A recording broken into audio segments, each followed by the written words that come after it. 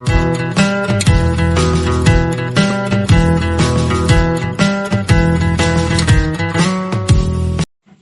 guys, welcome to Dopamine Career. Today we continue the class 9 chapter 1. Matter change its state. क्या matter अपना state change कर सकता है?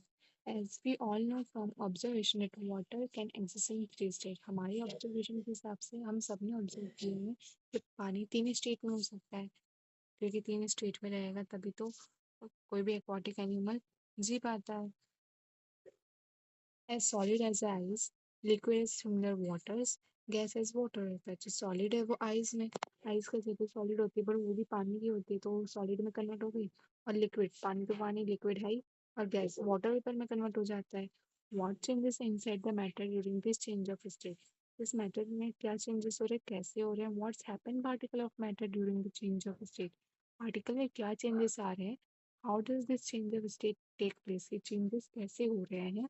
We need answer to this question, isn't it? आपको नहीं लगता इन सब के आंसर हमें लेना ज़रूरी है? Effect of changes of temperature, इसमें कुछ इफेक्ट्स दिए हुए हैं कि टेम्परेचर चेंज कैसे होते हैं. Take about 150 gram of ice in beaker and substance a laboratory thermometer so that is bulb in contact with the ice. तो हमें 150 ग्राम आइस लेनी है बीकर में, उसको लेबोरेटरी थर्मामीटर में रखना है, जैसे कि इसमें दिया हुआ है आइस से वाटर में कन्वर्ट हो रहा है. और जो ये डायग्राम दिया है वो वाटर से वाटर पेपर में कन्वर्ट हो रहा है. और increasing the temperature of the solid, temperature increase करते हैं जब सॉलिड का, तो kinetic energy of the particle increase, तो काइनेटिक एनर्जी जो है पार्टिकल की वो बढ़ जाती है. Due to increase the kinetic energy, अगर काइनेटिक एनर्जी बढ़ती है the particle start vibrating the great speed. तो जो अगर हम काइनेटिक एनर्जी से बढ़ती है जो पार्टिकल होता है वो वाइब्रेट बहुत जल्दी करने लगता है, और मतलब स्पीड में वाइब्रेट करता है. The energy supplied by the heat overcomes the force of attraction between the particles. जो एनर्जी सप्लाई होती है हीट के द्वारा, उसके जो फोर्स ऑफ अट्रैक्शन होते हैं वो बढ़ जाता है पार्टिकल के बीच में. The particle leave the fix position, तो पार्टिकल अपना पोजीशन जो होता है, फिक्स जो पोजीशन होती है वो अपनी फिक्स पोजीशन छोड़ देता है और इधर उधर घूमने लगता है. A stage is reached when the solid metals and it's convert into liquid. ये स्टेज होता है जो सॉलिड मेटल होता है वो लिक्विड में कन्वर्ट होने लग जाता है. The minimum temperature at which a solid metal fails to become a liquid at the atmospheric pressure is called melting point. और जो भी मिनिमम टेम्परेचर हम सॉलिड को देते हैं जब वो लिक्विड बन जाता है एटमॉस्फेरिक प्रेशर में, इसको मेल्टिंग पॉइंट कहते हैं.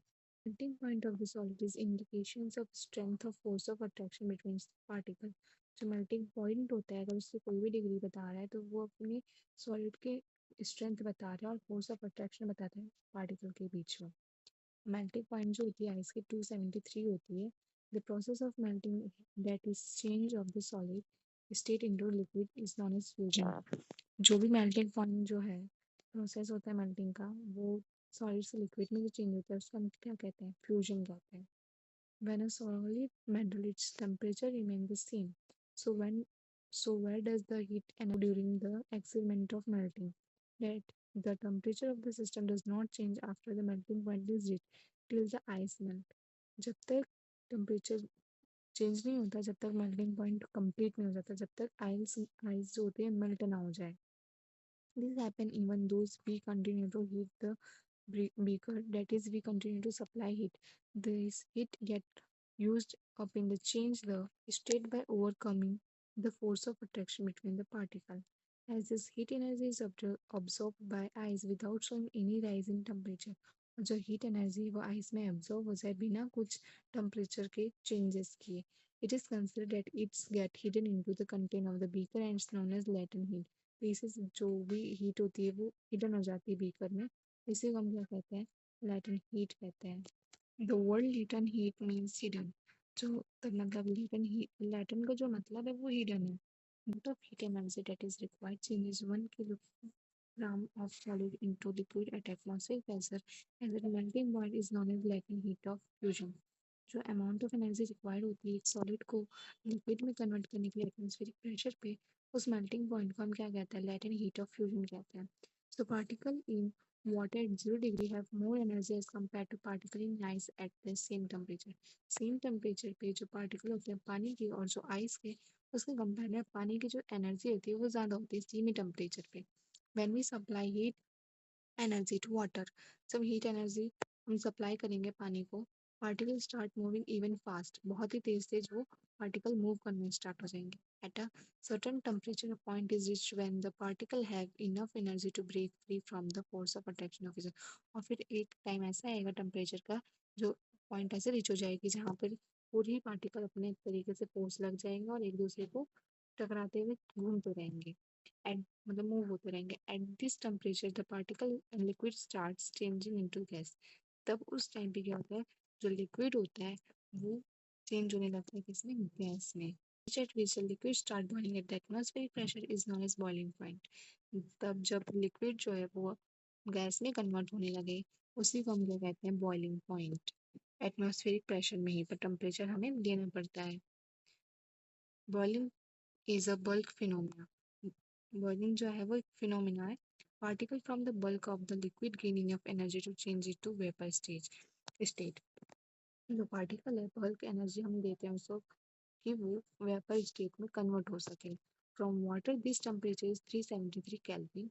100 डिग्री सेल्सियस को हम 273 प्लस 100 कर देंगे, 373 केल्विन हो जाता है। वाटर की टेम्परेचर है। Can you define the latent heat of the vaporization? Do it the same way as we define the latent heat of fusion. Same he define करना जैसे हमने फ्यूजन को डिफाइन किया।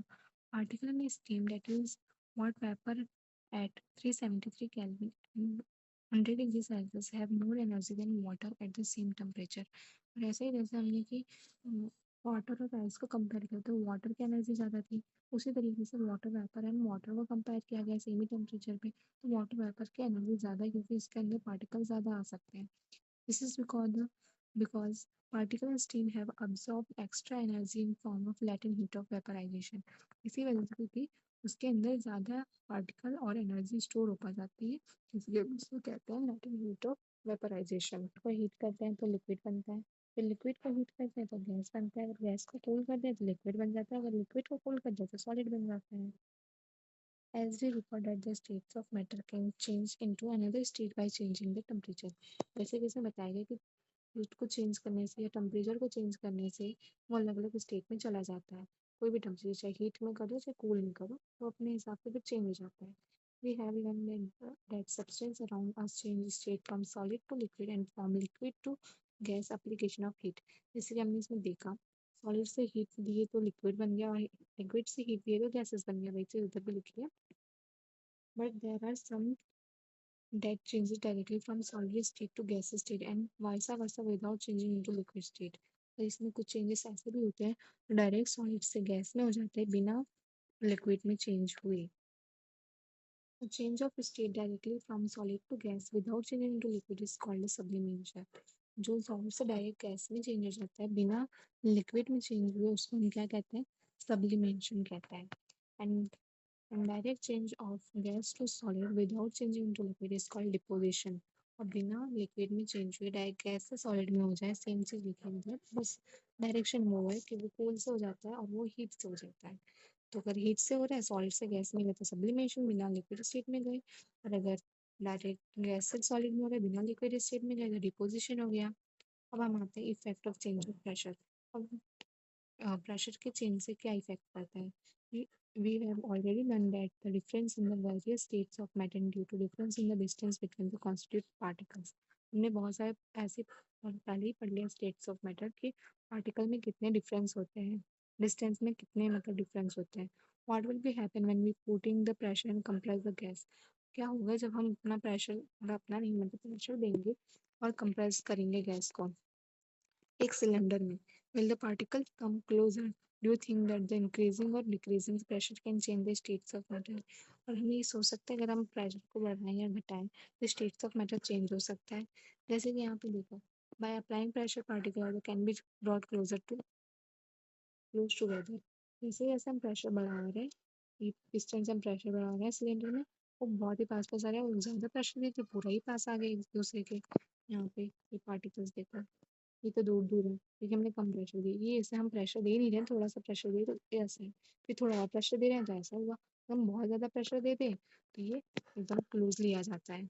Applying pressure reducing temperature can liquefy gas. Pressure apply कर रहे हैं या temperature reduce कर रहे हैं तो गैसेस बना देते हैं। Heavy year of solid carbon dioxide आपने सुना ही होगा, it's store under the high pressure. वो स्टोर होता है किसमें, हाई प्रेशर में स्टोर किया जाता है उसको। CO2 get convert directly into gases state.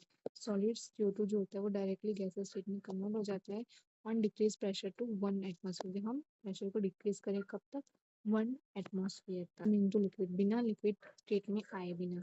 This is the reason that solid carbon dioxide is also known as dry. इसी रीजन की वजह से सॉलिड कार्बन डाइऑक्साइड को हम ड्राई आइस भी कहते हैं। Thus, can say that the pressure and temperature determine the states of substance, whether it will be solid, liquid, or gas. इसलिए हम pressure को हमने इसमें दिखा interconveying of three states of matter। जैसे कि सॉलिड से अगर हम लिक्विड बनाते हैं तो फ्यूजन होता है, अगर लिक्विड से गैस बनाते हैं तो वेपराइजेशन होता है, और गैस से अगर डायरेक्ट सॉलिड बन जाए तो डिपोजिशन होता है, अगर सॉलिड से गैस बन जाए तो सब्लिमेशन होता है, अगर लिक्विड से सॉलिड बन जाए सॉलिडिफिकेशन होता है, लिक्विड अगर गैस से लिक्विड बन रहा है कंडक्शन होता है। Evaporation. Do we always need to heat or change a pressure for changing the states of matter? हमें states of matter के लिए क्या चेंज करना होता है, हीट चेंज करना पड़ता है या फिर प्रेशर चेंज करना पड़ता है। Can you quote some example from everyday life where the change of state from liquid to vapor take place without liquid reaching the boiling point? तो आपने कोई एग्जाम्पल अपने डेली यूज में कर रहे हो जो कि बिना लिक्विड स्टेट में गए वो डायरेक्टली वेपर में हो जाए। Water when be left uncovered, जब पानी हम अनकवर्ड छोड़ देंगे मतलब बिना किसी चीज़ से ढके, स्लोली चेंजेस टू वेपर, वो वेपर में धीरे धीरे पहुंच जाता है। वेट क्लोथ ड्राई अप, जैसे कि गीला कपड़ा सूख जाता है, हम डाल लेते हैं कैसे सूख जाता है, क्योंकि उसके अंदर का जो लिक्विड है वो डायरेक्ट वेपर में कन्वर्ट हो जाता है। What happens to water in the about two example, तो वाटर होता क्या है उसमें। We know that the particle of matter are always moving and never at rest। जैसे कि हमें पता है कि जो पार्टिकल ऑफ मैटर है वो कभी भी रुकता कहीं नहीं है, वो हमेशा ही मूव करता रहता है। At a given temperature any gas liquid और solid there are particle with different amounts of kinetic energy.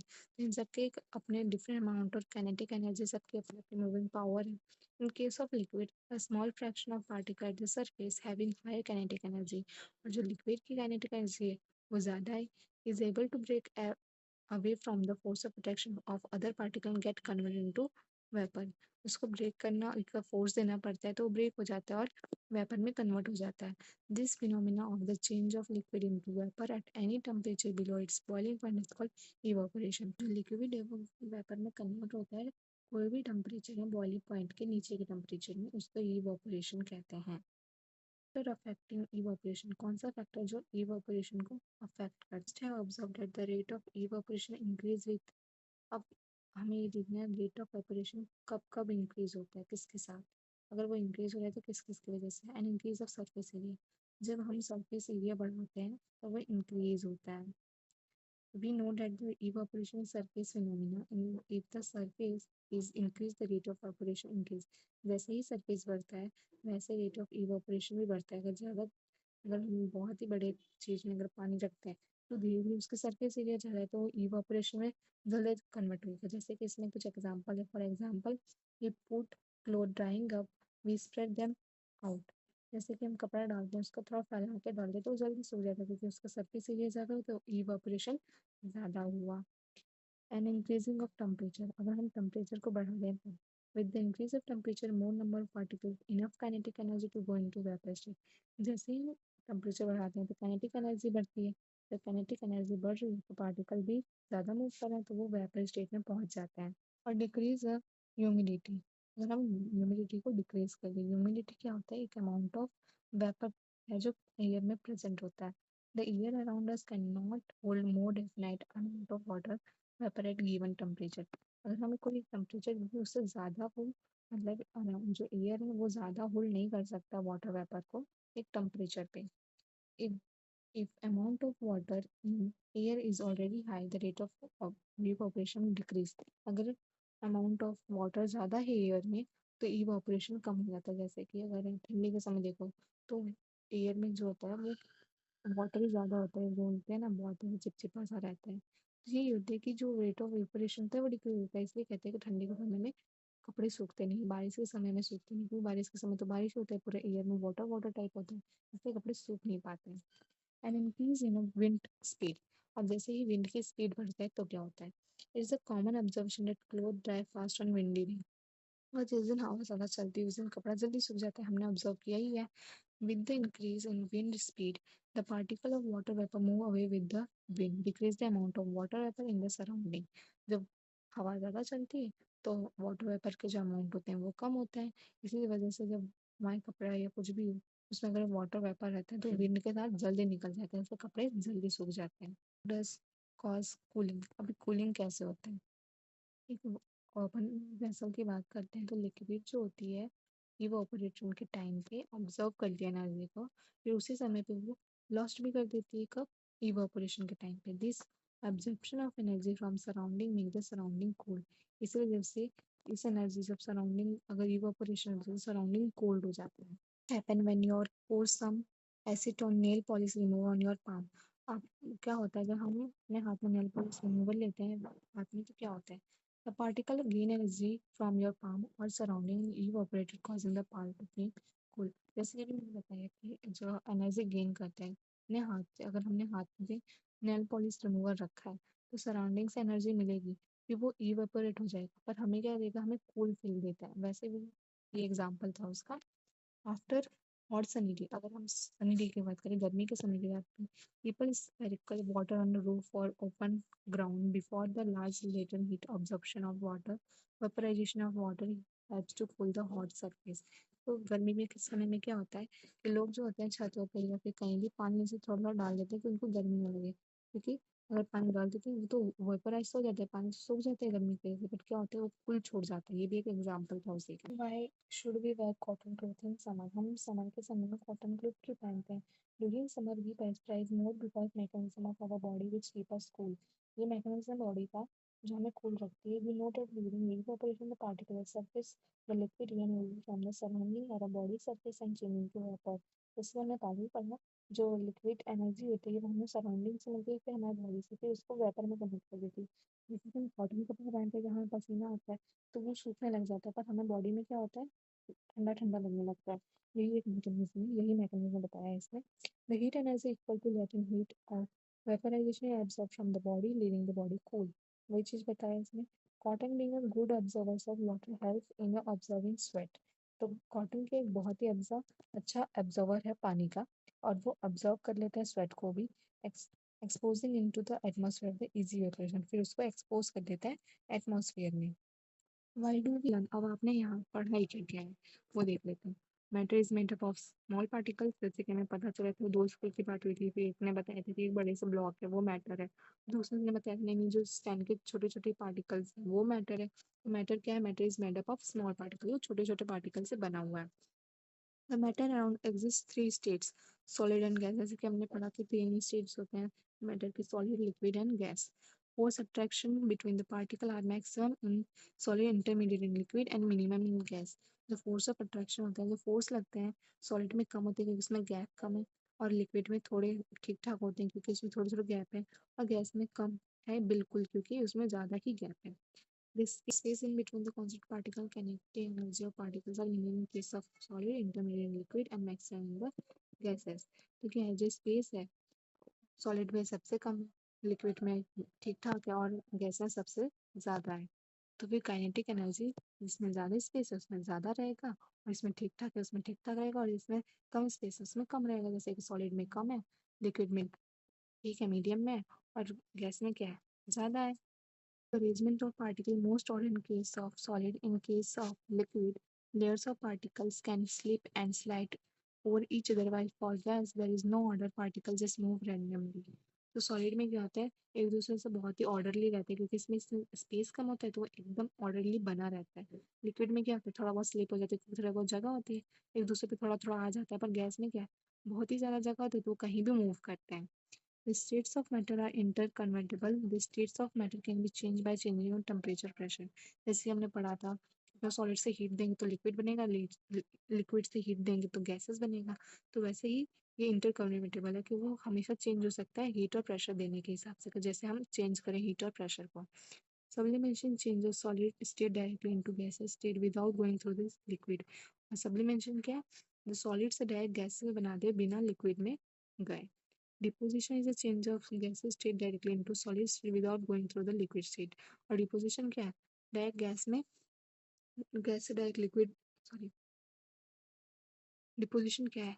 Direct gas से सॉलिड में कर दे बिना लिक्विड स्टेट में गए। Boiling the bulk phenomena particles from the bulk whole of the liquid change into vapor। और bulk phenomena क्या है कि वो लिक्विड को डायरेक्ट वेपर में चेंज कर देता है। Evaporation is surface phenomena, particles from the surface gain enough energy to overcome the force of attraction present in liquid change into vapor state। और इवोपरेशन क्या है? जब सरफेस फिनोमिना मतलब जब सरफेस ज्यादा तो इवोपरेशन ज्यादा, मतलब वो लिक्विड से वेपर स्टेट में जल्दी कन्वर्ट कर देता है। ज्यादा जगह हो तो ज्यादा अच्छे से हो जाता है। The rate of evaporation depend on the surface area exposed to the atmosphere, the temperature and humidity and wind speed। और रेट ऑफ वेपोरेशन किस पे डिपेंड करता है? एक तो सरफेस एरिया पे, अगर सरफेस ज़्यादा है तो जल्दी इवापोरेशन हो जाएगा, और टेम्परेचर, अगर टेम्परेचर ज़्यादा है तो जल्दी हो जाता है। ह्यूमिडिटी रहे थोड़ा कम होता है, विंड स्पीड हो तो जल्दी हो जाता है। Evaporation cause cooling. Heat energy required to change 1 kg of liquid to gas at atmospheric pressure at its boiling point। तो बॉइलिंग, ये लेटेंट हीट एनर्जी जो रिक्वायर्ड होती है 1 किलो लिक्विड को गैस में कन्वर्ट करने के लिए एक एटमॉस्फेरिक प्रेशर पे। Latent heat of fusion is the amount of heat energy required to change 1 kg of solid into liquid at its melting point। तो latent heat ये है, latent heat of fusion ये जो हीट चाहिए होती है 1 kg solid से liquid में कन्वर्ट करने में मेल्टिंग पॉइंट तक। यहाँ पे क्वांटिटी और यूनिट्स दी हुई है। टेम्परेचर का केल्विन, सिंबल के। लेंथ का मीटर, सिंबल एम। ऐसे पूरा टेबल दिया हुआ है। मास का किलोग्राम, केजी। वेट का newton, N. Volume cubic metre, metre cube. Density kilogram per cubic metre, KG metre cube. Pressure pascal, PM. Today we end section here. Next we do all questions। जितने भी question है सब हम अब next lecture में करते हैं। अब अगला होता है आप यूट्यूब चैनल पे कमेंट कर सकते हैं या फिर इंस्टाग्राम पे डाउट पूछ सकते हैं। आपको लिंक डिस्क्रिप्शन में मिल जाएगी।